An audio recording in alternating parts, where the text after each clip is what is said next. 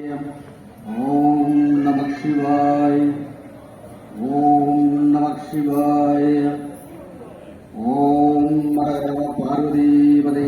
திருநாடய சிவனை போற்றி, எந்நாட்டவர்க்கும் நிறைவா போற்றி போற்றி. அரகர மகாதேவாம், அரகர மகாதேவாம்.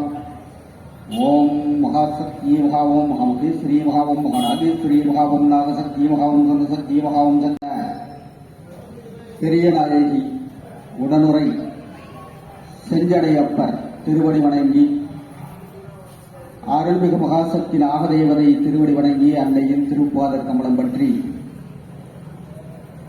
இன்றைய தினமானது ஆவணி பிரதோஷம், சனி பிரதோஷம், மகா பிரதோஷம். பிரதோஷ காலத்திலே அப்பன் சிவபெருமானுடைய அளப்பரியாத கருணை அனைவருக்கும் கிடைக்க வேண்டி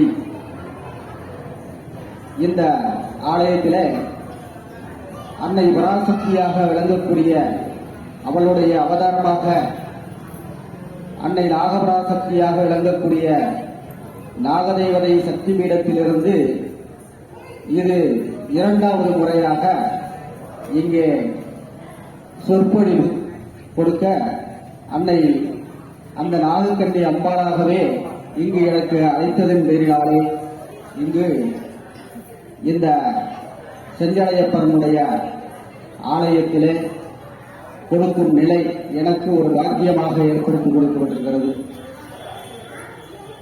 அதுபோல திருப்பனந்தாள், இந்த திருப்பனந்தாளிலே வாழக்கூடிய மக்களுக்கு எல்லா வளமும் நலமும் கொடுக்கின்ற வகையிலே அருணஜலேஸ்வரர் ஆலயத்திலிருந்து, தேவஸ்தானத்திலிருந்து செஞ்சடையப்பராக இங்கே காட்சி கொடுத்துக் கொண்டிருக்கிறார். இதையெல்லாம் சென்ற பொழுது நான் வந்த பொழுதே இங்கே நடைபெற்ற திருவிளையாடல்கள், இந்த எல்லையிலே நடத்தக்கூடிய திருவிளையாடல்கள் அத்தனையும் நான் விளக்கமாகவே கூறினேன். அதுபோல செஞ்சடையப்பருடைய அளப்பரியாத கருணை இந்த திருப்பனந்தாளிலே பல வகையிலே அருள்வாய்ப்பெல்லாம் கொடுத்துக் கொண்டு வருகிறார். இன்னும் இந்த எல்லையிலே பெரும் கருணை தயாபரியாக அளப்பரியாத கருணை உள்ளம் கொண்ட தாயாராக இங்கே வலம் வந்து கொண்டிருக்கின்ற நாகக்கண்ணி அம்பாளுடைய அற்புதமான நிகழ்வுகள் எல்லாம் இங்கே நடத்தப்பட்டிருக்கிறது. பூர்வ ஜென்ம சாபம் ஒவ்வொருவருடைய பிறப்பிற்குமே அர்த்தமுள்ள பிறப்பாக இருக்கிறது. யாருமே காரணம் இல்லாமல் படைக்கப்படவில்லை. அப்போ தன்னுடைய பிறவி முற்பிறவி கர்மாக்கள் இருக்கின்றதாலேதான் அதை இந்த பிறவியிலே அதை போக்கிவிட்டு நல்வழிப்படுத்தி சாபங்கள் எல்லாம் நீக்கப்பட்டு நல்லதொரு வளமான வாழ்வை வாழ வேண்டும் என்பதற்காக தான் இந்த பிறவி கொடுக்கப்பட்டிருக்கிறது. இந்த சாபம் என்பது பூர்வ ஜென்ம சாபம். அதனாலே முற்பிறவியே ஏற்படுத்தப்பட்ட கர்மாவாகப்பட்டது, தீய கர்மாவாகப்பட்டது. ஒருவருடைய வாழ்க்கையில முற்பாதியிலே துன்பமான காலங்கள் இருந்தாலும் பிற்பாதியிலே அவர்களுக்கு சுகமான காலங்கள் எல்லாம் எல்லா வளமும் கிடைக்கின்ற பலனெல்லாம் கொடுக்கப்பட்டுதான் ஒரு மனிதனுடைய பிறவி கொடுக்கப்படுகிறது. அப்போ அதுபோன்ற சாப நிவர்த்திகள் எல்லாம் கொடுக்கின்ற ஆலயங்களிலே ஒன்று இந்த செஞ்சடையப்பர் ஆலயம். அப்போ இந்த ஆலயத்தினுடைய சிறப்பு நாகக்கண்ணி அம்பாளுக்கு சாப நிவர்த்தி. நாகதேவதையாக இருந்த நாகக்கண்ணி அம்பாளுக்கே சாப நிவர்த்தி கொடுக்கப்பட்ட ஆலயம் இந்த செஞ்சடையப்பர் ஆலயம். அப்போ பெண்களுக்கான அந்த நாகக்கண்ணி நாகதேவதையினுடைய சாபம் ஏற்படுத்தப்பட்டிருக்கிறது என்று சொன்னால், இந்த ஆலயத்திலே பிரதானமாக பெண்களுக்கு ஏற்படுத்தப்பட்ட நாகதோஷமானது நீக்கக்கூடிய ஆலயம். அதுபோல நாகக்கண்ணி தீர்த்தத்திலே அங்கு அவர்களாலே அங்கு தீர்த்தம் எடுத்துக்கொண்டு செய்யக்கூடிய சில பரிகாரங்கள் அந்த கால வேளையில் தவறாமல் அந்த பரிகாரங்களை எடுத்துக்கொள்ளும் பொழுது அவர்களுக்கான சாப நிவர்த்தி அங்கே கிடைக்கின்ற ஒரு நல்ல ஒரு வாய்ப்பை இந்த செஞ்சடையப்பர் ஆலயத்திலே கொடுக்கப்பட்டிருக்கிறது. அதுபோல இந்த திருப்பனந்தாள் ஒரு அற்புதமான ஸ்தலம். இந்த ஸ்தலத்தினுடைய வரலாறெல்லாம் அளப்பரியாத கருணை கொடுக்கக்கூடிய பெரிய நாயகி தாயாரினுடைய அனுகிரகம் எல்லாருக்கும் கிடைக்க வேண்டும். அதுபோல நமது சக்தி பீடத்திலிருந்து எனக்கு இங்கு இரண்டாவது முறையாக அந்த ஈர்ப்பு ஏற்படுவதற்கான காரணம், மகாசக்தி நாகதேவதையுடைய சக்தி பீடத்தினுடைய பீடாதிபதியாக அங்கே இருக்கின்ற பொழுது இந்த திருப்பனந்தாள் ஆலயத்திலிருந்து இந்த நாகக்கண்ணியுடைய அந்த அருள்பாலிப்பு, அந்த கருணை எல்லாம் எப்படி இருக்கிறது என்பதை எல்லாம் அந்த பீடத்திலிருந்து நான் கவனித்து இந்த ஆலயத்தில் வரக்கூடிய ஈர்ப்பை எனக்கு கொடுக்கப்பட்டது. அன்னை பராசக்தி நாகதேவதை சக்தி பீடத்திலே எடுக்கப்பட்டுள்ள தலையங்கமானது இந்த பிரபஞ்சத்திலே கலியுகத்திலே மனிதனுடைய நிலைப்பாடு, மனிதனுடைய நிலை எப்படி இருக்கிறது, கலியுகத்தினுடைய உச்சத்திற்கு வந்திருக்கிறது. இது போன்று எத்தனையோ யுகமாக கடந்து வந்தாலும், இன்று எத்தனையோ காலங்களை கடந்து வந்தாலும் மனிதன் மட்டுமல்ல அனைத்துமே எந்திர வாழ்க்கையாக சுற்றி வருகின்ற நிலை. ஏன்னா தான் எங்கு செல்கிறோம், எந்த நிலையில் இருக்கின்றோம், தன்னுடைய பிறப்பினுடைய நோக்கம் என்ன, நம்மளால் இந்த லோகத்திற்கு என்ன செய்ய வேண்டும், லோகத்திலே நாம் பயன்பெற வேண்டியது என்ன இருக்கிறது, இது போன்றெல்லாம் தன்னை தானே அறிய முடியாத அளவிற்கு எந்திர வாழ்க்கையாக போய்கொண்டிருக்கிறது. அது மனிதன் மேல் தவறல்ல, காலம் அப்படி மாறிக்கொண்டு வருகிறது. ஏன்னா தன்னுடைய நலம், பிறர்களுடைய நலம், இது ரெண்டுமே தன்னுடைய நலம் மட்டும்தான் அறிந்துதான் இந்த எந்திர வாழ்க்கையாக சுற்றுகிறானே தவிர இறைவனை வணங்குகின்ற பொழுது கூட அங்கு நின்று அதற்கான கால அவகாசத்தை எடுத்துக் கொள்வதற்கு கூட காலமில்லாத அளவிற்கு மனிதனுடைய நிலை என்று இருக்கிறது. அதனால இறை சக்தி இல்லாமல் இந்த பிரபஞ்சம் இயங்கவில்லை. இறை சக்தியானது, இயற்கை சக்தியானது, பஞ்சபூதமாக விளங்கக்கூடிய இறைவனுடைய நமக்கெல்லாம் மேலே ஒரு சக்தி இயங்குகிறது என்பதை அறிகின்ற வரைக்கும் உணர்த்திக் கொண்டுதான் இருக்கிறான். இயற்கை வழியாகவே உணர்த்திக் கொண்டுதான் இருக்கிறான். இனம் புரியாத இயற்கை சீற்றங்கள், இனம் புரியாத எப்ப எந்த வியாதிகள் எல்லாம் வருகிறது என்பதையெல்லாம் அறிய முடியாத அளவிற்கு சென்று கொண்டிருக்கிறான். இது எல்லாமே இறைவனுடைய தவறு அல்ல, மனிதன் தானே உருவாக்கிக் கொண்டிருக்கின்ற நிலைதான். எனவே இதெல்லாம் உணர்த்துகின்ற அளவிலே இந்த கலியுகத்தினுடைய உச்சம் எப்படி இருக்கின்றது என்பதை எல்லாம் மனிதன் உணர வேண்டும். பாவப்பட்ட மனிதனுக்கு, அறியா மனிதனுக்கு உணர்த்துகின்ற வகையில எதிர்காலம் எப்படி இருக்கும், எதிரே வரக்கூடிய காலங்கள் எப்படி இருக்கும், அதனுடைய நிலைப்பாடு எப்படி இருக்கும் என்பதையெல்லாம் இறைவனாலே உணர்த்துகின்ற வகையில எத்தனையோ சக்தி பீடங்கள், குருபீடங்கள், ஆலயங்கள், அங்கே இருக்கின்ற குருமார்கள் அத்தனை பேருமே வருகின்ற எதிர்கொள்ள இருக்கின்ற இயற்கை இடர்பாடுகள், மனிதன் எதிர்கொள்ளக்கூடிய அந்த இடர்பாடுகள் எல்லாம் எப்படி அதிலிருந்து நாம் மீட்டெடுக்கப்பட வேண்டும் என்பதையெல்லாம் உணர்த்துகின்ற வகையிலே அங்கெல்லாம் குரு உபவாசங்கள் எல்லாம் கொடுக்கப்பட்டு வருகிறது, உபதேசங்கள் எல்லாம் கொடுக்கப்பட்டு வருகிறது. அதன் வகையிலே நமது சக்தி பீடத்திலே இருக்கக்கூடிய தலையங்கமாக சத்திய வழியில் ஆன்மீக தேடல் தெய்வத்தின் குரல். சத்திய வழியில் ஆன்மீக தேடல் தெய்வத்தின் குரல். எத்தனை பேரு ஆன்மீகம் என்று சொன்னா அதுக்கு பல முறை நான் விளக்கம் கொடுத்திருக்கிறேன். நமக்கு பீடத்திலிருந்தே கொடுத்திருக்கிறேன், பதிவாகவும் கொடுத்திருக்கிறேன். ஆன்மீகம் என்று சொன்னால் இறைவனை பார்த்து வணங்கிவிட்டு செல்வது மட்டுமல்ல, அங்கே ஒரு அர்ச்சனை செய்துவிட்டு அங்கிருந்து தன்னுடைய பிரார்த்தனை நிறைவேறிவிடும் என்ற ஒரு கருத்தினை தானே உருவாக்கிக் கொண்டு அந்த ஆலயத்தை விட்டு செல்வது அது ஆன்மீகம் அல்ல. இப்பெல்லாம் என்ன பண்றாங்கன்னு சொன்னா, அர்ச்சனையை கொடுத்து இங்க இருந்து யாரு மூலமாவது என் பேர்ல அர்ச்சனை பண்ணிட்டு வந்துரு அப்படின்னு சொல்றது. அதான என் பேர்ல ஒரு அர்ச்சனை பண்ணிட்டு வந்து, இது தூது விடுறது, இறைவனுக்கே தூது விடுறது. என் பேர்ல ஒரு அர்ச்சனை பண்ணிட்டு வந்துட்டா இப்படி அனுகிரகம் கிடைச்சிருமா? அது கூட நேரம் இல்லாத அளவிற்கு எதையும் தேடி ஓடிக்கிட்டு இருக்கா மனிதன் இல்லையா? அங்கே ஆன்மீகம் என்று சொன்ன பல முறை நான் அர்த்தம் கொடுக்கப்பட்டிருக்கேன். ஆன்மீகம் என்று சொன்னா தன்னுடைய ஆழமான மனதிலே, ஆழ்மனதிலே தூய்மையான உள்ளத்தை கொண்டு, ஆழ்மனதிலே தூய்மையான உள்ளத்தை கொண்டு, இல்லையா? அங்கே ஒரு தேடுதலை வைக்க வேண்டும், யூகம் அமைத்து தேடுதலை வைக்க வேண்டும். அப்ப எத்தனை பேர் ஆழ்மனம் சுத்தத்தோடு ஒரு இறைவன் சன்னதியிலே சென்று இறைவனை பார்த்து, இல்லையா? எத்தனை பேர் பிரார்த்தனை வைக்கிறாங்க? எத்தனை பேர் பிரார்த்தனை வைக்கிறாங்க? அது கிடையாது. ஆலயத்துக்கு உள்ளே நுழைகின்ற பொழுது என்ன பண்றாங்கன்னு கேட்டா, அடுத்த பஸ் எப்ப இருக்கும்? அடுத்த பஸ் திரும்பி போறதுக்கு அடுத்த பஸ் எப்ப இருக்கும்? அங்க விட்டுட்டு வந்த காலனி இல்லாச்சு, வாகனம் இல்லாச்சு, இது போன்ற ஞாபகங்கள் எல்லாம் சுத்திட்டு இருக்கு இல்லையா?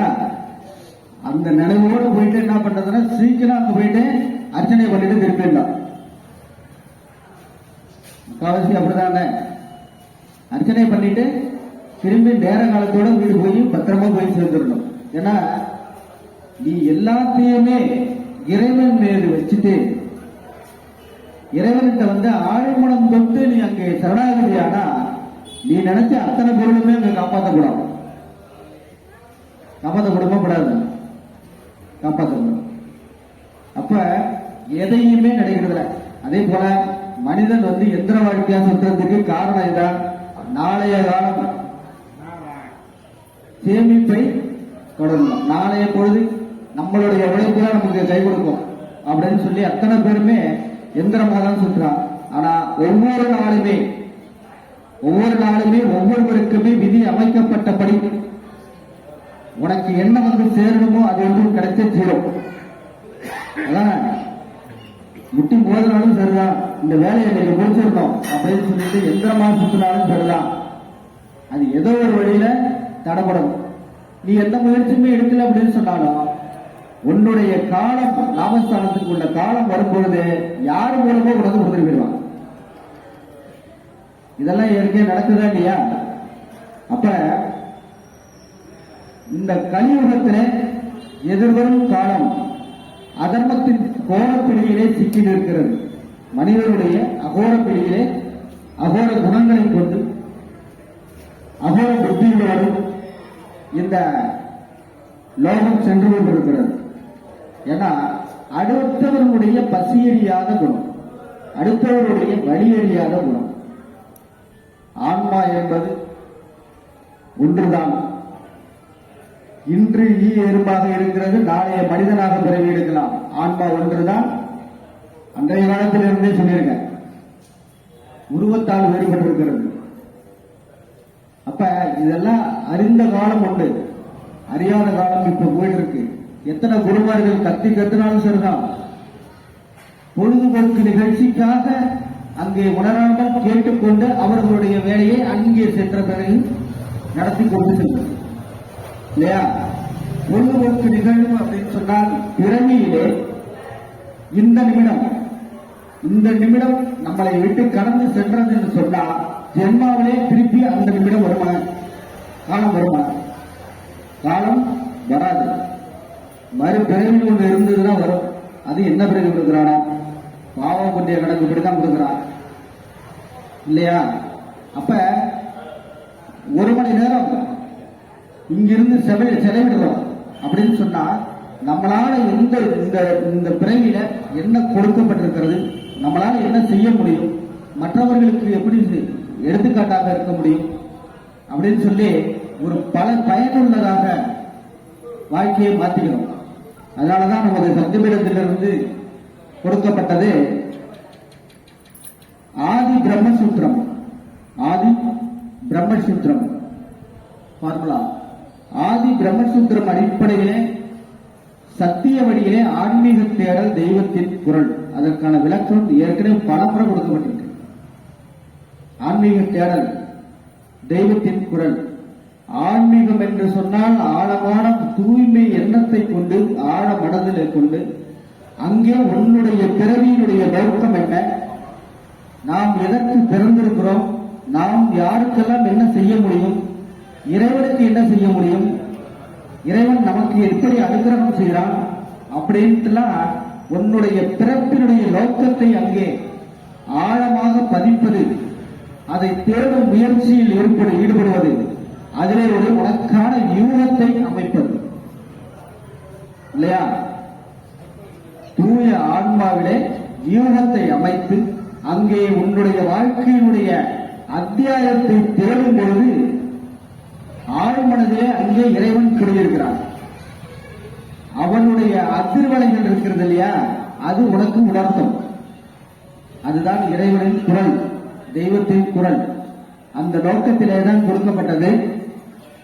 அது சத்திய வழியிலே தேடுகின்ற பொழுதுதான் அந்த நிலை ஏற்படும். ஒவ்வொரு மனதிலும் உண்டு. பிறக்கின்ற பொழுது எல்லா குழந்தையும் நல்ல குழந்தைதான். வளர வளர அதனுடைய கர்ம தீய முற்பிறவி முற்ஜென்மா அதனுடைய கர்மாவானது தீய கர்மாவாக இருந்தால், தெரிந்தோ தெரியாமலோ அறிந்தோ அறியாமலோ செய்த பாவ செயல்கள் பாவ வினைகளாகப்பட்டது, அதை தீர்க்க வேண்டும் என்பதற்காக தான் அடுத்த பிறவி கொடுக்கப்படுகிறது. அப்படி ஒரு பிறவி கொடுக்கும்போது என்ன பண்றான், அதை அறியாத மனிதனா இருக்கிறவன் என்ன பண்றான்னா, இப்பிறவிலேயே அந்த ஒரு பாவத்தை சேர்த்துட்டு மறுபடியும் இறைவன் முன்னாடி தான் போய் நிற்கிறான். எவ்வளவு தூரம் சுத்தினாலும் சரிதான் இல்ல, இறுதி கட்டத்தில் இறைவன் முன்னாடி போய் தீர்ப்புக்கு நின்றுதான் ஆகணும். அப்போ செய்த பாவங்கள், ஒரு பிறவில் செய்த பாவங்கள் அனைத்தும் தீர்க்கப்பட்டு புண்ணியகாலத்தை சேர்ந்து இறைவனுடைய நிழலிலே இளைப்பார்வதுதான். இதை பத்தி நிறைய பதிவுகள் நம்ம கொடுத்துருக்கிறோம். அதுபோல இன்றைய தினம் பிரதோஷ காலம். இந்த பிரதோஷ காலத்துல நந்தியன் பெருமாளுடைய நந்தீஸ்வரரை வணங்கினால் ஈசனை வணங்குவதற்கு சமம். அப்ப ஈஸ்வரனை வணங்குவதற்கு முன்பு அவரிடம் அந்த தூது செய்தியை கொண்டு ஈஸ்வரிடம் கொண்டு சேர்ப்பதற்கு நந்தீஸ்வரன் தான் கொண்டு போய் சேர்க்கிறான். அப்ப நந்தீஸ்வரனை கொண்டு எவ்வளவு ஒரு புண்ணியகாலத்தை செய்திருக்கிறான். அதுபோல அவன் செய்த தவம் என்ன, நந்தீஸ்வரன் யார்? எத்தனை பேர் தெரிஞ்சு இந்த பிரதோஷத்துல கும்பிட்டு இருக்காங்க? எத்தனை பேரு? நந்தீஸ்வரன் ஈஸ்வரனுக்கு சமமான இடத்தை பிடிச்சவன். ஈஸ்வரனே ஈஸ்வரன் பட்டத்தை கொடுத்தவன் நந்தீஸ்வரனுக்கு. எப்படின்னா, நந்தீஸ்வரன் அந்த கௌசியப்ப முனிவருக்கு குழந்தையாக கிடைக்கிறது. அவருடைய குழந்தை இல்லாம ரொம்ப காலம் தவம் இருக்கிறாரு. தவம் இருந்து என்ன பண்றாருன்னா ஈஸ்வரன் தேடுறாரு. கடுமையான தவம் இருக்கும்போது ஈஸ்வரன் கேட்கிறாரு, என்னப்பா வர வேணும் அப்படின்னு சொல்லிட்டு. வெகு நாளா எனக்கு குழந்தை இல்லை, எனக்கு குழந்தை பாக்கியம் வேணும் அப்படின்னு சொன்னப்ப என்ன பண்றாருன்னா, உனக்கு ஆண் குழந்தையா கிடைக்கும், அதற்கான காலம் வரை காத்திரு அப்படின்னு சொன்னார். அதற்கான காலம் வர வரைக்கும் காத்திரு அப்படின்னு சொல்லிட்டாரு. அப்ப அந்த முனிவர் என்ன பண்றாருன்னா, தன்னுடைய நிலத்துல உழுகும் பொழுது ஏழு கொண்டு இருக்கும் போது கடற்கரை அடியிலே ஒரு அபூர்வ தங்கம் பெட்டி கிடைக்கிறது. அந்த அபூர்வ தங்கம் பெட்டி கிடைக்கின்ற பொழுது அந்த பெட்டியை பிரிச்சு பார்க்கிறான். பிரிச்சு பார்க்கும்போது ஒரு அகோரமான உருவம்.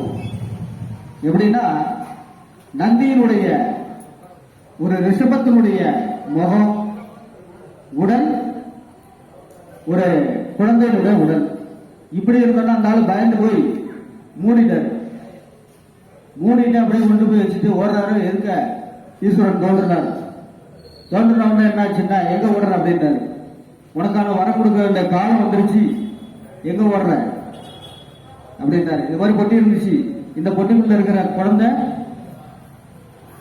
காலமாட்டனுடைய ஒரு அவரமான ஒரு இதுல இருக்குது அப்படின்னு சொன்னப்ப, உனக்கு கொடுக்க வேண்டிய குழந்தை அந்த குழந்தை தான் அந்த பெட்டிக்குள்ள இருக்கு, அதை எடுத்துக்கோ அப்படின்னு சொல்லி திருப்பி அனுப்புறாரு. வேணாம்னு சொல்லுவாரா? ஈசனே சொல்லிட்டாரு. போய் பெட்டியை திறந்து பார்க்கும்போது அழகான ஆண் குழந்தை, அழகான ஆண் குழந்தை. அந்த ஆண் குழந்தைய வளர்த்துட்டு வராங்க. வளர்ந்துட்டு வரும்போது பார்த்தா ஒரு ஞானத்தை வாங்கினது, ஞான திருஷ்டி எல்லாம் அதிகமா வாங்கினது.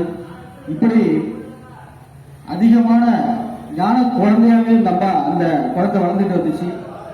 வயது 6 தாண்டி 7வது வயது,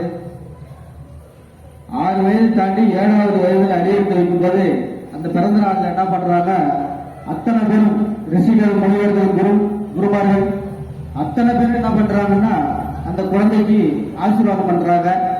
தேவர்கள் வந்திருக்கிறாங்க, தேவ ரிஷிகளும் வந்திருக்காங்க. அவங்க மட்டும் ஆசீர்வாதம் கொடுக்க மறுக்கிறாங்க. அப்ப இந்த கௌசிக முனிவர் என்ன பண்றாருன்னா, என் குழந்தைக்கு அத்தனை பேருமே ஆசீர்வாதம் பண்ணாங்க, இந்த தேவ ரிஷிகள் எல்லாம் பண்ணலையே அப்படின்னு சொல்லிட்டு அவங்கள்ட்ட கேட்கும் போது, நீடூழி வாழணும், பல்லாண்டு வாழணும் அப்படின்னு சொல்லி அத்தனை பேர் வாழ்த்தினாலும் தேவர்கள் வாழ்த்த மறுத்தாங்க. மறுக்கின்ற பொழுது என்ன பண்ணாங்கன்னா, ஏன்னு கேட்டாங்க. இல்லப்பா, இந்த குழந்தை நீ கேட்ட இந்த குழந்தை ஈசனும் கொடுத்தாரு, ஈசனும் கொடுத்தாரு. ஆனா அந்த குழந்தைக்கு வாழ்நாள் காலம் 7 வயசு தான். நாங்க எப்படி பல்லாண்டு காலம் வாழ முடியும்? பல்லாண்டு காலம் வாழ்றதுன்னு எப்படி நான் வாழ்த்த முடியும் அப்படின்னு அந்த தேவரிஷிகள்லாம் சொன்னாங்க. அப்ப என்ன பண்றாருன்னா, இப்படி ஒரு ஆண் குழந்தைய, அழகான ஆண் குழந்தைய கொடுத்த இறைவன் ஆயுள கொடுக்க மறுத்துட்டானே அப்படின்னு சொல்லிட்டு கதறாரு. அப்ப அந்த குழந்தை என்ன பண்றதுன்னா, அப்பனுடைய அப்பாவுக்கு தைரியம் கொடுக்குது. அப்பா, அந்த ஈசன் தானே எனக்கு என்ன கொடுத்தாரு, அந்த ஈசன் தானே என்ன கொடுத்தாரு, என்னுடைய ஆயுளும் அவர் தானே நிர்ணயம் பண்ணாரு. நான் தவம் பண்றேன், நான் தவம் பண்றேன், அந்த ஈசன்கிட்டயே என்னுடைய ஆயுளை நான் கேட்கிறேன் அப்படின்னு சொல்லிட்டு தைரியமா அப்பாவுக்கு தைரியத்தை சொல்லிட்டு என்ன பண்றாருன்னா, இவன் தவம் பண்றான், கடுமையான தவம். நீரின் மேல் நின்று செய்யறான், குன்றின் மேல் நின்று செய்யறான், ஒத்தகாலில் நின்று பல ஆண்டு பல வருஷம் தவம் செய்யறதா ஒரு நோக்கத்தை இறுதியா வச்சுட்டான். ஆனா இவனுடைய 7வது வயசு முடியுது. ஈசன் வராரு, என்னப்பா வர வேணும் அப்படின்னு சொல்லிட்டு கேட்கிறாரு. கேட்கும் போது என்ன செஞ்சான்னா, என்ன வர கேட்டா, ஐயா உங்களுடைய நாமத்தை என்னுடைய 8வது வயதும் தாண்டி கோடி முறை உங்களோட ருத்ரநாமத்தை நான் சொல்லணும், அதுக்காக வர வேணும். எங்க கொண்டு வச்சுட்டா, ஈசன்ட்ட அடுத்த வயதையும் தாண்டறதுக்கு வச்சுட்டா. ஈசன் பார்த்தாரு, அவரு காரணத்தோடு கொடுத்திருக்கிறாரு, உன உருவாக்குறது அவரு இல்லையா? அப்ப இந்த கோடி நாமத்தை ருத்ரநாமத்தை சொல்லும் பொழுது அந்த 7ஐயும் கடந்து 8ஐயும் கடந்து இப்படியே போயிட்டே இருந்தது. திருப்பியும் கடுமையான தவம், மறுபடியும் அதே போல கோடி முறை ருத்ரநாமம் பண்றா. சொல்லி முடிஞ்ச உடனே அடுத்தவர் வந்து நிற்கிறாரு. இவ்வளவு ஒரு கடுமையான தவம் பண்ற, உனக்கு என்ன வர வேணும்? இந்த லோகத்துல, இந்த பிரபஞ்சத்துல 14 லோகத்திலையும் உனக்கான வரம் என்ன வேணும்? என்ன வந்து இவ்வளவு தூரம் என்ன வந்து உன்னை வருத்திக்கிற, எத்தனை முறை அந்த ருத்ரநாமத்துக்கு சிவநாமத்துக்கு அவ்வளவு ஒரு வலிமை இல்லையா? திருப்பி அந்த ருத்ரநாமத்தை கோடி முறை அவன் செய்ய அந்த ஜபிக்க அவன் என்ன பண்றான்னா, எனக்கு எதுவுமே வேண்டாம். ஒரு கட்டத்துல வர வயது கடந்து போகுது. அப்ப ஒரு கட்டத்துல வராரு, என்னதான் வேணும் அப்படின்னு கேட்கும்போது, எதுவுமே வேண்டாம், உங்களுடைய நாமத்தை என்னுடைய ஆயுள் காலம் பூரா சொல்ற ஒரு பாக்கியத்தை, அந்த வரமே எனக்கு வேணும். ஆனா எனக்கு ருத்ரநாமத்தை தவிர, உங்களுடைய சிவநாமத்தை தவிர எனக்கு எந்த ஒரு வரமும் வேண்டாம் அப்படின்னு சொல்றாங்க. இதுல என்ன புரிஞ்சுக்கிட்டீங்க? என்ன செய்வார் அவரு? என்ன செய்வார்? சாதுரியமா அந்த குழந்தை இருக்கா, அதுவும் அவருக்கு தெரியும் இல்லையா? சாதுரியமா அந்த குழந்தை நம்மகிட்ட கேக்குதா? புரியுமில்ல அவருக்கு? அப்பதான் அவர் என்ன பண்றாருன்னா, இவன் என்ன கேட்பாங்கிறது அவருக்கும் தெரியும் இல்லையா? சாமானியமான ஒரு குழந்தைய பிறக்கின்ற பொழுது அது என்ன பண்ணுதுன்னா, என்ன வேணாலும் வேணுமா அப்படின்னு சொன்னா ஈஸ்வரனால முடிஞ்சதுன்னா அவரால் கொடுக்க முடியாதது எதுவுமே கிடையாது. என்ன கேட்டாலும் கொடுத்துருவார். அவர் வரம் கொடுக்கறதெல்லாம் ரொம்ப கில்லாடிதான். அவரு என்ன கேட்டாலும் கொடுத்துருவார். கொடுத்ததுக்கு அப்புறம் தான் யோசிப்பாரு இல்லையா? அப்ப இந்த லோகத்துல என்ன வேண்டாலும் கேளுன்னு கேட்டா அதுவும் அந்த எந்த ஒரு சுகபோகமும் கிடைக்கல. வயது கடந்து போறது, வயது கடந்து போகும்போதும் வருடங்கள் பல ஆணுச்சு. அப்பவும் ருத்ரநாமத்தை தான் சொல்லிட்டு இருந்தான், சிவநாமத்தை தான் சொல்லிட்டு இருந்தான். திரும்பவும் அவருடைய தவப்பலன் என்ன பண்ணுச்சுன்னா, அந்த இடத்துல வந்து கேட்கும் போது அவன் எதிர்கொண்ட அந்த ஆயுள் காலமும் கடந்துதான் போடுது. ஆயுள் காலமும் கடந்து போகும்போது என்ன பண்றான், அந்த ருத்ரநாமமும் சிவநாமமும் சொல்லி அவனே கதி அப்படின்னு சொல்லி போயிட்டு இருந்தான். ஒரு கட்டத்துல வந்தாரு, நீ என்னையும் மிஞ்சிட்டப்பா, உனக்கு என்ன வரம் கேட்டாலுமே என்னையே நீ கேட்கிற, என்னுடைய நாமம் அளப்பரியாதது அப்படின்னு சொல்லிட்டு என்ன வேணும் அப்படின்னு கேட்டா, உங்க கூடவே உங்க நிழல்லே நான் இழப்பாரணும், உங்க நிழல்லே நான் இழப்பாரணும் அப்படின்னு சொன்னப்ப என்ன பண்றாருன்னா, எனக்கு சமமான ஒரு ஈசன் பட்டத்தை நான் உனக்கு தரேன், என் கூடவே இரு, எனக்கு தூதனாய் இரு, எனக்கு எதிரே இரு. புரியுதா? அப்ப எந்த ஒரு சிவகணங்கள் வந்தாலும் சரிதான், கைலாயம் நோக்கி எந்த ஒரு சிவகணங்கள் வந்தாலுமே சரிதான், அந்த நந்திய பெருமாளை தாண்டிதான் வரும். இப்ப இந்த நந்திய பெருமாள் எங்கிருந்து வந்தாருன்னு தெரியுமா? அப்ப எதற்காக நந்தியம்பெருமாளை போய் நம்ம வணங்கிட்டு தான் அடுத்தது ஈசனை போய் இந்த பிரதோஷ காலத்தில் சேரணும், அங்க பார்க்கணும் அப்படிங்கறதெல்லாம் தெரிஞ்சு வணங்குறாங்களா? தெரிஞ்சு வணங்குறாங்களா? கிடையாது. அதனாலதான் சொல்றேன், இப்ப உள்ள காலம் எந்திர வாழ்க்கை, மனிதனுடைய எந்திர வாழ்க்கை. அதே போல பிரதோஷ காலத்துல 11 பிரதோஷம் தொடர்ச்சியா அந்த முறைப்படி ஆகம விதிப்படி அங்கு நிர்ணயிக்கப்பட்ட அந்த நிலையில 11 பிரதோஷம் எத்தனை தடவை வேணாலும் கொடுப்பான். ஈசன் சொன்னாலே அங்க சோதனை தான். ஈசன் சொன்னா சோதனை தானே, சோதனைக்கு வித்துட்டவன் தான், உச்சத்தை வரைக்கும் பார்த்துருவான். அப்ப அந்த 11 பிரதோஷமும் சொல்றான், எப்படி அந்த நந்தியை 11 முறை வலம் வந்து உன்னுடைய பிரார்த்தனையை நந்தியிடம் சொல்லி அந்த ஈசனிடமும் உன்னுடைய பிரார்த்தனையை வைக்கும் பொழுது அந்த பிரார்த்தனை அந்த 11 பிரதோஷம் முடியறதுக்குள்ளேயே உன்னுடைய அந்த பிரார்த்தனை நிறைவேற்றப்படும். அது தர்மப்படிதான் நிறைவேற்றப்படும். என்ன கேட்டாலும் கொடுத்துட மாட்டான், என்ன கேட்டாலும் கொடுத்துருவானா? என்ன கேட்டாலும் கொடுத்துட மாட்டான். நீ கொடுக்கிற பிரார்த்தனை அங்க போகும் விசாரணை இல்லை, அது தர்மப்படி இருந்தால் மட்டும்தான் அங்க நிறைவேற்றப்படுது இல்லையா? அதனால ஒவ்வொரு பிரதோஷத்திலும் உங்களுடைய பிரார்த்தனையை அந்த நந்தி முன் வைத்து அந்த ஈசனிடம் பிரார்த்தனை அவன் பாதத்திலே சமர்ப்பணம் சரணாகதி அடைந்து அந்த பிரார்த்தனையை செலுத்தும் பொழுது நிச்சயமாக இறைவன் அந்த பிரார்த்தனையை தர்மப்படி எடுத்து நிறைவேற்றுவான் என்பதிலே சந்தேகமில்லை. அதுபோல இந்த திருப்பனந்தாள் செஞ்சடையப்பர் ஆலயம் அப்படின்னு சொன்னது குங்குளியநாதரிலிருந்து அத்தனையும் போன தடவை வந்தப்ப நான் சொல்லிட்டேன். போன தடவை வந்தபோது மழையோட தான் வந்தேன், இந்த தடவையும் மழையோட தான் வந்திருக்கேன். போன தடவை வந்து இன்னும் கொஞ்சம் அடமழையா இருந்துச்சு. அதே போல அவர் இறைவன் நடத்தின நாடகம் இங்கே ஒவ்வொரு ஆலயத்திலையும் நடத்திருக்காரு, ஒவ்வொரு சிவாலயத்திலையும் நடத்திருக்கிறாரு. எந்த ஒரு ஆலயமும் சாதாரணமாக அமைக்கப்படல, எந்த ஒரு ஆலயமும் சாதாரணமாக அமைக்கப்படல, அர்த்தமில்லாமலும் அமைக்கப்படல. அதுபோல எத்தனையோ நாகத்திற்கு சம்பந்தப்பட்ட ஆலயங்கள்லாம் இருக்கு. திருநாகேஸ்வரம் நாகேஸ்வரனுடைய ஆலயத்திற்கும் திருப்பரந்தாள் செஞ்சடையப்பர் ஆலயத்திற்கும் சம்பந்தம் உண்டு. எத்தனை பேருக்கு தெரியும்? எத்தனை பேருக்கு தெரியும்? திருப்பரந்தாளிலே ஆலயத்திற்கும் திருநாகேஸ்வரம் நாகேஸ்வரனுக்கும் இரண்டிற்கும் இடையிலே நடத்தப்பட்ட நாடகமும் உண்டு. ஏன்னா நாகராணியாக கீழே பாதாள லோகத்திலிருந்து மேலே பூலோகத்திற்கு வருகின்ற பொழுது அங்கே சில சாபங்கள் ஏற்பட்டது அந்த நாகக்கண்ணிக்கு.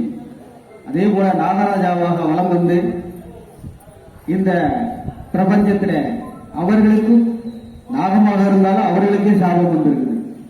அப்ப அந்த நாகராஜாவுக்கு சாபம் வந்து அந்த நாகேஸ்வரன் ஆலயத்திலே அவர்களுக்கு அங்கே சாப விமோசனம் கொடுக்கணும் அப்படிங்கிறது அன்று நிர்ணயிக்கப்பட்டது. அதே போல நாகராணியாக இங்கே இருந்து அரசியாக இருந்து நாகக்கன்னிக்கே அங்கு சாபமாக வந்து இந்த இடத்திலே நாகக்கன்னிக்கு சாப நிவர்த்தி ஆக வேண்டும் என்பது இங்கே. அப்ப செஞ்சடையப்பரை வணங்கி அந்த தீர்த்தத்திலே அங்கே நீராடி அவளுடைய அந்த ஆச்சாரப்படி அந்த நீர் எடுத்து அந்த செஞ்சடையப்பரிடம் சென்று ஆராதனை செய்து பல வருடங்கள் காத்திருக்க வேண்டியதாக இருந்துச்சு. பல வருடங்கள் காத்திருக்க வேண்டியதாக இருந்துச்சு. அப்பதான் அவர் கேட்டார், அம்மா உனக்கு என்ன வேணும்? உனக்கு சாப்பிட விமோசனம் நான் கொடுக்கிறேன். இந்த இடத்துல அமர்ந்து அருள்பாலிக்க வேண்டிய அவசியத்தில் இருக்கிற அப்படின்னு சொல்லிட்டு என்ன வேணும்னு கேட்டா, எனக்கு நாகராஜா தான் வேணுங்கிறது. அந்த அம்மா என்ன சொல்றாங்க? திருமண பாக்கியம் கேட்கிறாங்க. திருமண பாக்கியம் கேட்டா எனக்கு திருமண பாக்கியம் மட்டும் வேணுமே அப்படின்னு கேட்கல, எனக்கு நாகராஜா வேணும்ன்றாங்க. அப்ப இந்த செஞ்சடையப்பர் என்ன பண்றாருன்னா, அந்த காலம் வரைக்கும் நாகராஜாவுடைய சாபம் நீங்கணும்.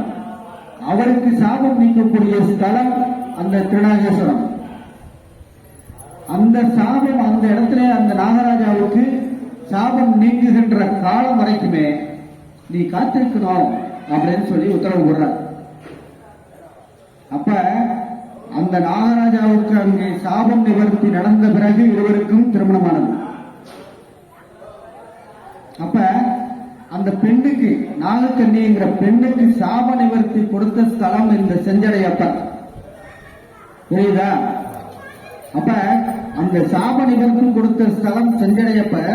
அங்கே இருக்கின்ற நாகக்கன்னியை வணங்குகின்ற பொழுது என்ன நடக்குதுன்னா, பெண்களுக்கான சாப நிவர்த்தி நடத்தக்கூடிய ஸ்தலம்.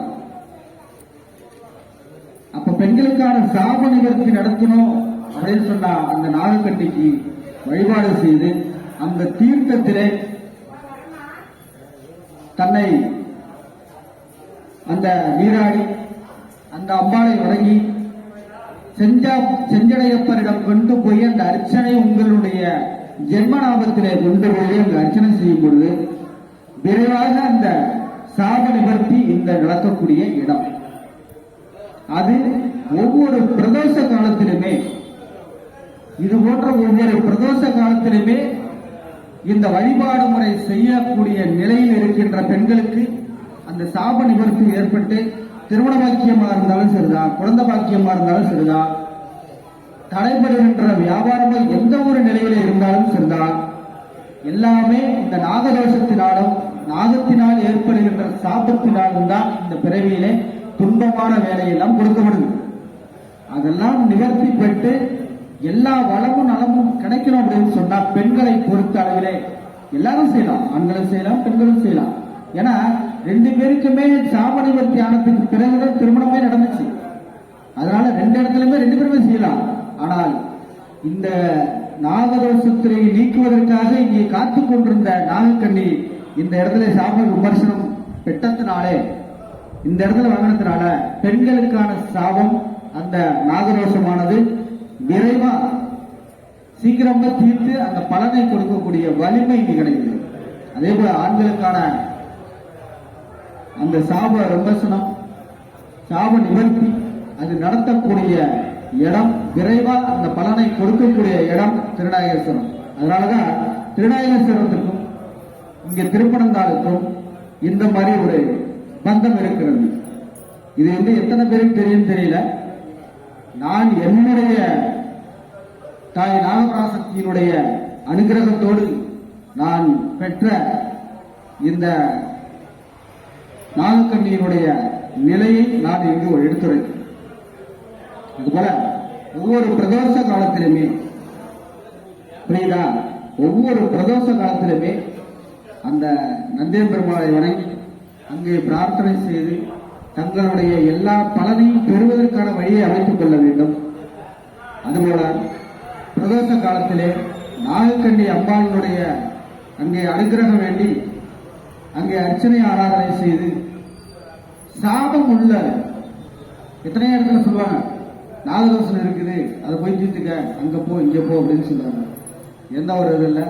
அந்த நாகக்கண்ணி தீர்த்தத்திலே தீர்த்தம் நீராடி அந்த அம்பாளுடைய அவளுக்கே உரிய புஷ்பங்களை சாத்தி அந்த அர்ச்சனை ஆராதனை செய்து அங்கிருந்து ஒரு பழத்தை எடுத்து அங்கே இருக்கின்ற அர்ச்சகர் மூலமாக ஒரு பழத்தை பெற்று உங்களுடைய பிரார்த்தனை தடையா எந்த ஒரு வாழ்க்கை தடையாக இருக்கின்ற எந்த ஒரு காரியத்தையும் பிரார்த்தனையாக வச்சு உங்களுடைய எல்லையிலே நீங்க வாழ்கின்ற எல்லையிலே வைத்து அந்த பிரார்த்தனை வெகு விரைவிலே நிறைவேற வேண்டும் என்று இங்கு பிரார்த்தனை வைக்கின்ற பொழுது எந்த ஒரு பிரச்சனையா இருந்தாலும் சரிதான், எந்த ஒரு துன்பமான காலமாக இருந்தாலும் சரிதான், கர்மாவாக இருந்தாலுமே சரிதான், அதை தாங்கி காலத்தை கடக்கின்ற வலிமையை இந்த இறைவன் கொடுக்கின்ற இந்த திருப்பனந்தாள் செஞ்சடையப்பர் ஆலயம். அதனால இந்த பிரதோஷ காலத்திலே இங்கு அமைக்கப்பட்டுள்ள அன்னை பராசக்தியினுடைய அவளை தேடி வந்து அன்னையினுடைய எதற்காக இங்கே அமைக்கப்பட்டிருக்கிறது, எதற்காக அமர்ந்திருக்கிறாள் என்பதையெல்லாம் இங்கே எடுத்துரைப்பதற்கு எனக்கு ஒரு வாய்ப்பு, என்னை அழைத்து இதற்கான ஒரு நிலையை ஏற்படுத்தி கொடுத்த அன்னை பராசக்திக்கும் செஞ்சடையப்பருக்கும் அவளுடைய பேரருளும் பெருங்கருணையும் எனக்கும் கிடைக்க வேண்டும். இங்கு வாழுகின்ற பிரபஞ்சத்தில் வாழுகின்ற அனைத்து மக்களுக்கும் கிடைக்கப்பட வேண்டும். இந்த எல்லையிலே வாழுகின்ற அனைவருக்கும் எல்லா வளமும் நலமும் கிடைக்கப்பட வேண்டும் என்று கூறி, என்ன பேசினா பேசிட்டே போலாம், நேரம் ஆகிட்டு தான் போயிட்டு இருக்கு. அதனால இந்த அடுத்தடுத்த நிலையிலே நான் இந்த திருப்பனந்தாள் செஞ்சடையப்பர் ஆலயத்தை அதனுடைய சிறப்பான வழிபாடு முறைகளெல்லாம் நான் எடுத்துரைப்பேன். மீண்டும் மீண்டும் அன்னை பராசக்தியாக நாகபராசக்தியாக என்னை இங்கு இந்த ஆலயத்தில் இருக்கின்ற நாகக்கண்ணி அம்பாளுடைய ஈர்ப்பு மீண்டும் மீண்டும் ஈர்த்துக் கொண்டுதான் இருக்கிறது. இதன் மூலமாக அனைவருக்குமே நாகக்கண்ணி அம்பாளுடைய அனுகிரகம் பெற வேண்டும், அனைவருக்கும் கிடைக்கப்பட வேண்டும் என்று சொல்லி இங்கே பணிபுரிகின்ற அனைத்து ஊழியர்களுக்கும் அர்ச்சகர்களுக்கும் ஆலய அர்ச்சகர்களுக்கும் இதையெல்லாம் இதற்கு மேலே இருக்கின்ற நமது தர்மயாதினம் ஐயா அவர்களுடைய அளப்பரியாத எனக்கு அவர்கள் மிகவும் ரொம்ப எனக்கு மரியாதையும் பக்தியும் நிறைய உண்டு. அதுபோல இந்த ஆலயத்திற்கு மீண்டும் மீண்டும் என்னை ஈர்த்துக் கொண்டுதான் இருக்கிறது. அடுத்தடுத்த காலநிலையிலே நான் விளக்கமாக கூறுவேன் என்று கூறி இந்த சொற்பொழிவை நிறைவு செய்கிறார்.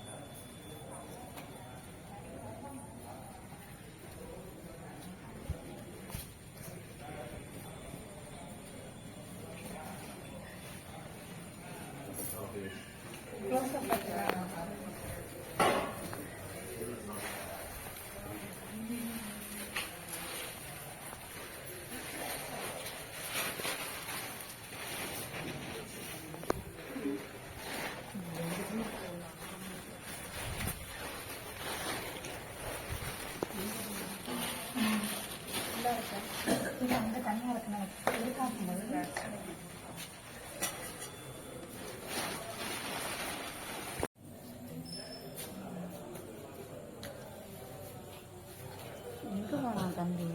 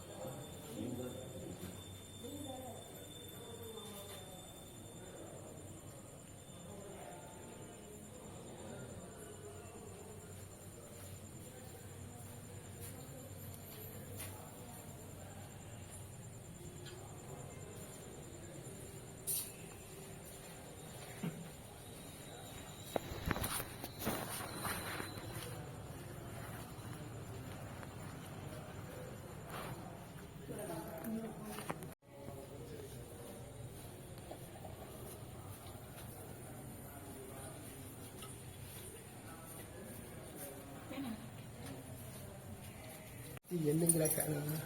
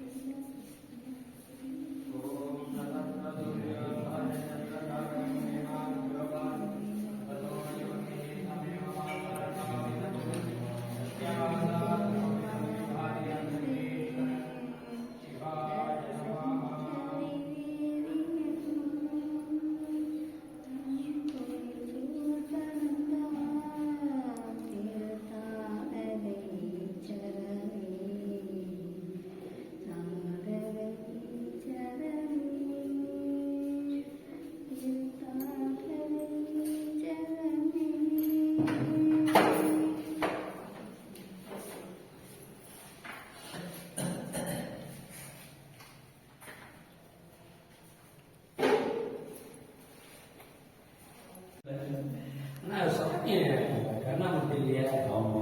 கதையை நிறைய கேட்கறதுக்கு இருக்கு பிறகு விட்டுட்டாரு இங்க அண்ணா சொன்ன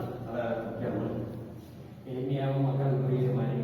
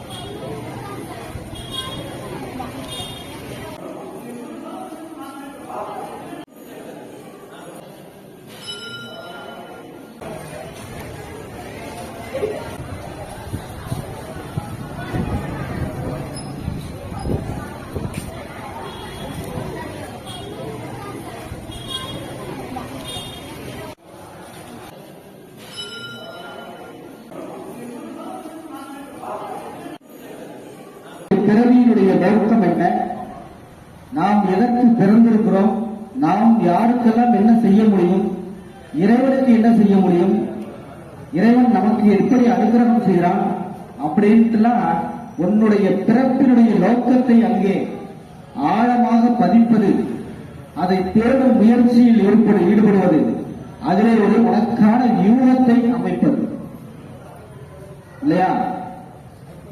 தூய ஆன்மாவிலே யூகத்தை அமைத்து அங்கே உன்னுடைய வாழ்க்கையினுடைய அத்தியாயத்தை தேடும் பொழுது ஆழ்மனதிலே அங்கே இறைவன் குடியிருக்கிறான். அவனுடைய அதிர்வலைகள் இருக்கிறது இல்லையா, அது உனக்கு உணர்த்தும். அதுதான் இறைவனின் குரல், தெய்வத்தின் குரல். அந்த நோக்கத்திலே தான் கொடுக்கப்பட்டது. அது சத்திய வழியிலே தேடுகின்ற பொழுதுதான் அந்த நிலை ஏற்படும். ஒவ்வொரு மனதிலும் உண்டு. பிறக்கின்ற பொழுது எல்லா குழந்தையும் நல்ல குழந்தைதான். வளர வளர அதனுடைய கர்ம தீய முற்பிறவி முற்ஜென்மா அதனுடைய கர்மாவானது தீய கர்மாவாக இருந்தால், தெரிந்தோ தெரியாமலோ அறிந்தோ அறியாமலோ செய்த பாவ செயல்கள் பாவ வினைகளாகப்பட்டது, அதை தீர்க்க வேண்டும் என்பதற்காக தான் அடுத்த பிறவி கொடுக்கப்படுகிறது. அப்படி ஒரு பிறவி கொடுக்கும்போது என்ன பண்றா, அதை அறியாத மனிதனா இருக்கிறவன் என்ன பண்றான்னா, இப்பிறவிலேயே அந்த ஒரு பாவத்தை சேர்த்துட்டு மறுபடியும் இறைவன் முன்னாடி தான் போய் நிற்கிறான். எவ்வளவு தூரம் சுத்தினாலும் சரிதான் இல்ல, இறுதி கட்டத்தில் இறைவன் முன்னாடி போய் தீர்ப்புக்கு நின்றுதான் ஆகணும். அப்போ செய்த பாவங்கள், ஒரு பிறவியில் செய்த பாவங்கள் அனைத்தும் தீர்க்கப்பட்டு புண்ணிய காலத்தை சேர்ந்து இறைவனுடைய நிழலிலே இளைப்பார்வதுதான். இதை பத்தி நிறைய பதிவுகள் நம்ம கொடுத்துருக்கிறோம். அதுபோல இன்றைய தினம் பிரதோஷ காலம். இந்த பிரதோஷ காலத்துல நந்தியன் பெருமாளுடைய நந்தீஸ்வரரை வணங்கினால் ஈசனை வணங்குவதற்கு சமம். அப்ப ஈஸ்வரனை வணங்குவதற்கு முன்பு அவரிடம் அந்த தூது செய்தியை கொண்டு ஈஸ்வரிடம் கொண்டு சேர்ப்பதற்கு நந்தீஸ்வரன் தான் கொண்டு போய் சேர்க்கிறான். அப்ப நந்தீஸ்வரனை வந்து எவ்வளவு ஒரு புண்ணியகாலத்தை செய்திருக்கிறான். அதுபோல அவன் செய்த தவம் என்ன, நந்தீஸ்வரன் யார்? எத்தனை பேர் தெரிஞ்சு இந்த பிரதோஷத்துல கும்பிட்டு இருக்காங்க? எத்தனை பேர்? நந்தீஸ்வரன் வந்து ஈஸ்வரனுக்கு சமமான இடத்தை பிடிச்சவன். ஈஸ்வரனே ஈஸ்வரன் பட்டத்தை கொடுத்தவன் நந்தீஸ்வரனுக்கு. எப்படின்னா, நந்தீஸ்வரன் வந்து அந்த கௌசியப்ப முனிவருக்கு குழந்தையாக கிடைக்கிறது. அவருடைய குழந்தை இல்லாம ரொம்ப காலம் தவம் இருக்கிறாரு. தவம் இருந்து என்ன பண்றாருன்னா ஈஸ்வரன் தேடுறாரு. கடுமையான தவம் இருக்கும்போது ஈஸ்வரன் வந்து கேட்கிறாரு, என்னப்பா வர வேணும் அப்படின்னு சொல்லிட்டு. வெகு நாளா எனக்கு குழந்தை இல்லை, எனக்கு குழந்தை பாக்கியம் வேணும் அப்படின்னு சொன்னப்ப என்ன பண்றாருன்னா, உனக்கு ஆண் குழந்தையா கிடைக்கும், அதற்கான காலம் வரையும் காத்திரு அப்படின்னு சொன்னார். அதற்கான காலம் வர வரைக்கும் காத்திரு அப்படின்னு சொல்லிட்டாரு. அப்ப அந்த முனிவர் என்ன பண்றாருன்னா, தன்னுடைய நிலத்துல உழுகும் பொழுது ஏரோடு கொண்டிருக்கும் போது கடற்கரை அடியிலே ஒரு அபூர்வ தங்கம் பெட்டி கிடைக்கிறது. அந்த அவ்வளவு தங்கம் பெட்டி கிடைக்கின்ற பொழுது அந்த பெட்டியை பிரிச்சு பார்க்கிறான்.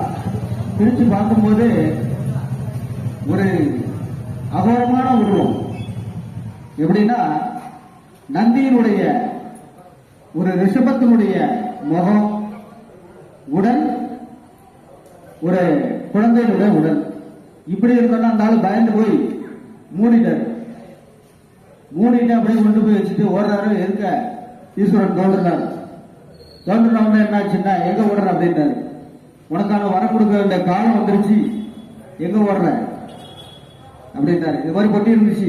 இந்த பொட்டிக்குள்ள இருக்கிற குழந்தை காலமாட்டனுடைய ஒரு அகரமான ஒரு இதுல இருக்குது அப்படின்னு சொன்னப்ப, உனக்கு கொடுக்க வேண்டிய குழந்தை அந்த குழந்தை தான் அந்த பெட்டிக்குள்ள இருக்கு, அதை எடுத்துக்கோ அப்படின்னு சொல்லி திருப்பி பெரிய நாயகி உடனுரை செஞ்சடையப்பர் திருவடி வணங்கி, அருள்மிகு மகாசக்தி நாகதேவரை திருவடி வணங்கி, அன்னையின் திருப்பாதர் கமலம் பற்றி இன்றைய தினமானது ஆவணி பிரதோஷம், சனி பிரதோஷம், மகா பிரதோஷம். பிரதோஷ காலத்திலே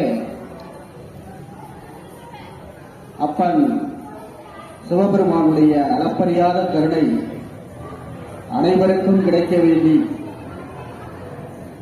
இந்த ஆலயத்திலே அன்னை பராசக்தியாக விளங்கக்கூடிய அவளுடைய அவதாரமாக அன்னை நாகபராசக்தியாக விளங்கக்கூடிய நாகதேவதை சக்தி பீடத்திலிருந்து இது இரண்டாவது முறையாக இங்கே சொற்பொழிவு கொடுக்க அன்னை அந்த நாகக்கண்ணி அம்பாளாகவே இங்கு எனக்கு அழைத்ததன் பேரினாலே இங்கு இந்த செஞ்சடையப்பனுடைய ஆலயத்திலே கொடுக்கும் நிலை எனக்கு ஒரு பாக்கியமாக ஏற்படுத்தி கொடுக்கப்பட்டிருக்கிறது. அதுபோல திருப்பனந்தாள், இந்த திருப்பனந்தாளிலே வாழக்கூடிய மக்களுக்கு எல்லா வளமும் நலமும் கொடுக்கின்ற வகையிலே அருணஜலேஸ்வரர் ஆலயத்திலிருந்து, தேவஸ்தானத்திலிருந்து செஞ்சடையப்பராக இங்கே காட்சி கொடுத்து கொண்டிருக்கிறார். இதையெல்லாம் சென்ற பொழுது நான் வந்த பொழுதே இங்கே நடைபெற்ற திருவிளையாடல்கள், இந்த எல்லையிலே நடத்தக்கூடிய திருவிளையாடல்கள் அத்தனையும் நான் விளக்கமாகவே கூறினேன். அதுபோல செஞ்சடையப்பருடைய அளப்பரியாத கருணை இந்த திருப்பனந்தாளிலே பல வகையிலே அருள்வாய்ப்பெல்லாம் கொடுத்துக் கொண்டு வருகிறார். இன்னும் இந்த எல்லையிலே பெரும் கருணை தயாபரியாக அளப்பரியாத கருணை உள்ளம் கொண்ட தாயாராக இங்கே வலம் வந்து கொண்டிருக்கின்ற நாகக்கண்ணி அம்பாளுடைய அற்புதமான நிகழ்வுகள் எல்லாம் இங்கே நடத்தப்பட்டிருக்கிறது. பூர்வ ஜென்ம சாபம் ஒவ்வொருவருடைய பிறப்பிற்குமே அர்த்தமுள்ள பிறப்பாக தான் இருக்கிறது. யாருமே காரணம் இல்லாமல் படைக்கப்படவில்லை.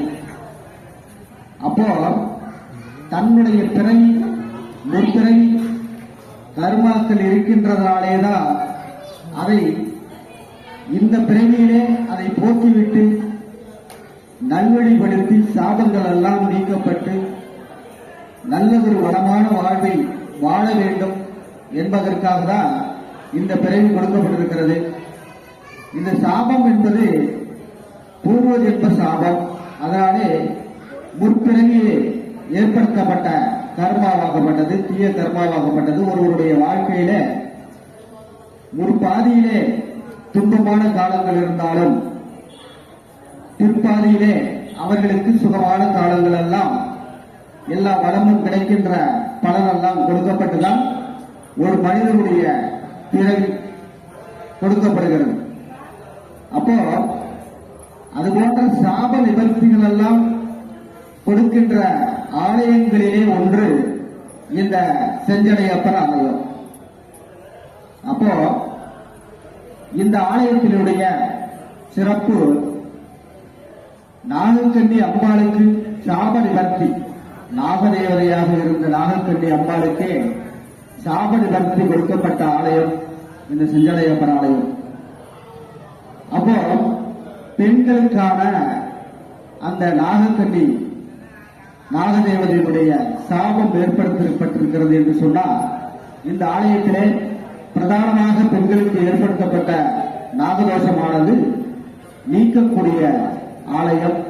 அதுபோல நாகக்கண்ணி தீர்த்தத்திலே அங்கு அவர்களாலே அங்கு தீர்த்தம் எடுத்துக்கொண்டு செய்யக்கூடிய சில பரிகாரங்கள் அந்த கால வேளையில் தவறாமல் அந்த பரிகாரங்களை எடுத்துக்கொள்ளும் பொழுது அவர்களுக்கான சாப நிவர்த்தி அங்கே கிடைக்கின்ற ஒரு நல்ல ஒரு வாய்ப்பை இந்த செஞ்சடையப்பர் ஆலயத்திலே கொடுக்கப்பட்டிருக்கிறது. அதுபோல இந்த திருப்பனந்தாள் ஒரு அற்புதமான ஸ்தலம். இந்த ஸ்தலத்தினுடைய வரலாறெல்லாம் அளப்பறியாத கருணை கொடுக்கக்கூடிய பெரிய நாயகி தாயாரினுடைய அனுகிரகம் எல்லாருக்கும் கிடைக்க வேண்டும். அதுபோல நமது சக்தி பீடத்திலிருந்து எனக்கு இங்க இரண்டாவது முறையாக அந்த ஈர்ப்பு ஏற்படுவதற்கான காரணம் மகாசக்தி நாகதேவதையுடைய சக்தி பீடத்தினுடைய பீடாதிபதியாக அங்கே இருக்கின்ற பொழுது இந்த திருப்பனந்தாள் ஆலயத்திலிருந்து இந்த நாகக்கண்ணியருடைய அந்த அருள்பாலிப்பு அந்த கருணை எல்லாம் எப்படி இருக்கிறது என்பதை எல்லாம் அந்த பீடத்திலிருந்து நான் கவனித்து இந்த ஆலயத்தில் வரக்கூடிய ஈர்ப்பை எனக்கு கொடுக்கப்பட்டது.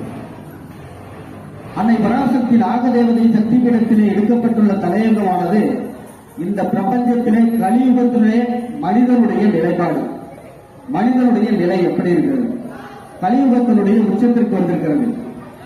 இது போன்று எத்தனையோ யுகமாக கடந்து வந்தாலும் இன்று எத்தனையோ காலங்களை கடந்து வந்தாலும் மனிதன் மட்டுமல்ல அனைத்துமே எந்திர வாழ்க்கையாக சுற்றி வருகின்ற நிலை.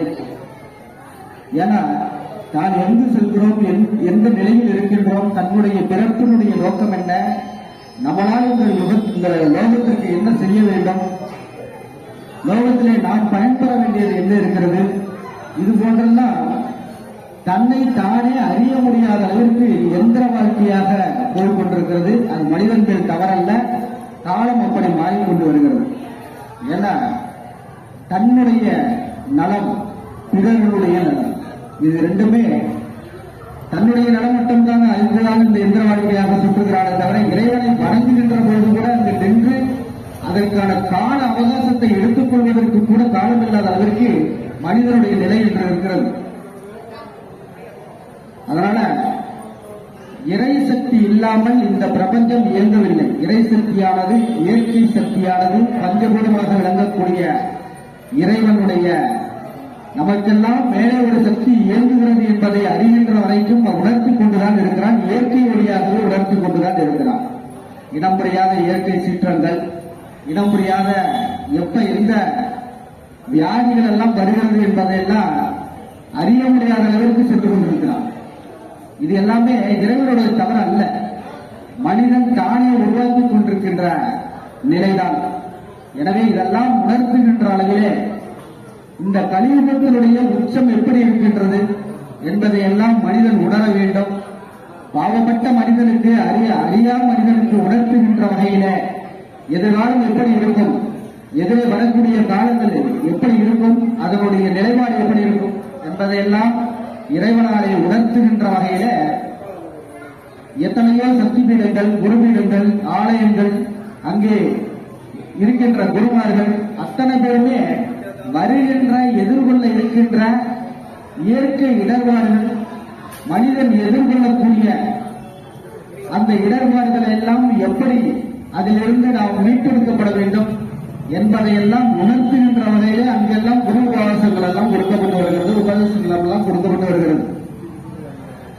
அதன் வகையிலே நமது சக்தி பீடத்திலே இருக்கக்கூடிய தலையங்கமாக சத்திய வழியில் ஆன்மீக தேடல் தெய்வத்தின் குரல், சத்திய வழியில் ஆன்மீக தேடல் தெய்வத்தின் குரல். எத்தனை பேரு ஆன்மீகம் என்று சொன்னா அதுக்கு பல முறை நான் விளக்கம் கொடுத்திருக்கிறேன், நமக்கு பீடத்திலிருந்தே கொடுத்திருக்கிறேன், பதிவாகவும் கொடுத்திருக்கிறேன். ஆன்மீகம் என்று சொன்னால் இறைவனை பார்த்து வணங்கிவிட்டு செல்வது மட்டுமல்ல, அங்கே ஒரு அர்ச்சனை செய்துவிட்டு அங்கிருந்து தன்னுடைய பிரார்த்தனை நிறைவேறிவிடும் என்ற ஒரு கருத்தினை தானே உருவாக்கிக் கொண்டு அந்த ஆலயத்தை விட்டு செல்வது அது ஆன்மீகம் அல்ல. இப்பெல்லாம் என்ன பண்றாங்கன்னு சொன்னா அர்ச்சனையை கொடுத்து இங்க இருந்து யாரு மூலமாவது என் பேர்ல அர்ச்சனை பண்ணிட்டு வந்துரு அப்படின்னு சொல்றது. அதான என் பேர்ல ஒரு அர்ச்சனை பண்ணிட்டு வந்து இது தூது விடுறது, இறைவனுக்கே தூது விடுறது. என் பேர்ல ஒரு அர்ச்சனை பண்ணிட்டு வந்துட்டா இப்படி அனுகிரகம் கிடைச்சிருமா இல்ல? அது கூட நேரம் இல்லாத அளவிற்கு எதையும் தேடி ஓடிக்கிட்டு இருக்கா மனிதன் இல்லையா? அங்கே ஆன்மீகம் என்று சொன்ன பல முறை நான் அர்த்தம் கொடுக்கப்பட்டிருக்கு. ஆன்மீகம் என்று சொன்னா தன்னுடைய ஆழமான மனதிலே ஆழ்மனதிலே தூய்மையான உள்ளத்தை கொண்டு, ஆழ்மனதிலே தூய்மையான உள்ளத்தை கொண்டு, இல்லையா, அங்கே ஒரு தேடுதலை வைக்க வேண்டும். யூகம் அமைத்து தேடுதலை வைக்க வேண்டும். அப்ப எத்தனை பேர் ஆழ்மனம் சுத்தத்தோடு ஒரு இறைவன் சன்னதியிலே சென்று இறைவனை பார்த்து, இல்லையா, எத்தனை பேர் பிரார்த்தனை வைக்கிறாங்க? எத்தனை பேர் பிரார்த்தனை வைக்கிறாங்க? அது கிடையாது. ஆலயத்துக்கு உள்ளே நுழைகின்ற பொழுது என்ன பண்றாங்கன்னு கேட்டா, அடுத்த பஸ் எப்ப இருக்கும்? அடுத்த பஸ் திரும்பி போறதுக்கு அடுத்த பஸ் எப்ப இருக்கும்? அங்க விட்டுட்டு வந்த காலனி இல்லாச்சு, வாகனம் இல்லாச்சு, இது போன்ற ஞாபகங்கள் எல்லாம் சுத்திட்டு இருக்கு, இல்லையா? அந்த நினைவோடு போயிட்டு என்ன பண்றதுன்னா, சீக்கிரம் அங்க போயிட்டு அர்ச்சனை பண்ணிட்டு திரும்பிடலாம். முக்காவாசி அப்படிதானே? அர்ச்சனை பண்ணிட்டு திரும்பி நேர காலத்தோட வீடு போய் பத்திரமா போய் சேர்ந்துடணும். ஏன்னா நீ எல்லாத்தையுமே இறைவன் மீது வச்சுட்டு இறைவன்கிட்ட ஆழ்மனம் தொட்டு நீ அங்கே சரணாகதி ஆனா, நீ நினைச்ச அத்தனை பொருளுமே அங்க காப்பாற்றக்கூடாது. காப்பாற்றக்கூடாது, காப்பாற்றக்கூடாது. அப்ப எதையுமே நினைக்கிறதுல. அதே போல மனிதன் எந்திர வாழ்க்கையா சொல்றதுக்கு காரணம் இதான். நாளைய காலம் சேமிப்பை தொடரணும். நாளைய பொழுது நம்மளுடைய உழைப்புல நமக்கு கை கொடுக்கும் அப்படின்னு சொல்லி அத்தனை பேருமே எந்திரமா தான் சுற்றுறான். ஆனா ஒவ்வொரு நாளுமே ஒவ்வொருவருக்குமே விதி அமைக்கப்பட்டபடி உனக்கு என்ன சேரணுமோ அது கிடைச்ச தீரும். அதான் முட்டி மோதினாலும் சரிதான், இந்த வேலையை நீங்க முடிச்சிடணும் அப்படின்னு சொல்லிட்டு எந்திரமா சுற்றினாலும் சரிதான், அது ஏதோ ஒரு வழியில தடப்படும்.